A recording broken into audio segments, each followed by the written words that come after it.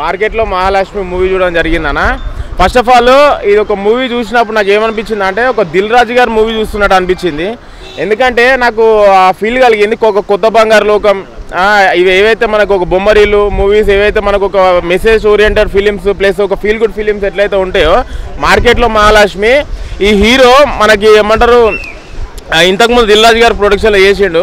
దాని తర్వాత ఈ మూవీలో అదే కుసబెడతాడా లేదా ఈ హీరో అనుకున్నా, కానీ ఫస్ట్ ఫ్రేమ్ నుంచి లాస్ట్ ఫ్రేమ్ వరకు మంచిగా ఒక ఎంటర్టైన్మెంట్ చేసిండు. అరే హీరోని చూడొచ్చు, అరే ఇంత మంచి ఒక సెటిల్డ్ పర్ఫార్మెన్స్ చేసిండు. ముఖేష్ గారు డైరెక్టర్ వాట్ ఏ స్టోరీ తీసుకున్నారు. ఈ జనరేషన్లో ఒక ఇండివిజువల్కు ఉండే అమ్మాయి ఏమంటారు వేరే విధంగా అంటే వేరే విధంగా ఇప్పుడు పబ్లిక్ పోయే అమ్మాయిలు ఎవరైతే ఉన్నారో ఆ వ్యక్తులు కాకుండా ఒక ఇండివిజువల్కి ఒక మంచి క్యారెక్టర్ ఉన్న అమ్మాయిని కోరుకుంటాడు హీరో. దాని తర్వాత స్టోరీ ఏందనేది ఏమంటారు కథ నడవడం, ఏదైతే screen play, direction, main thing ఇందులో ఏంటంటే సినిమాటోగ్రఫీ అయితే చాలా బాగా నచ్చింది.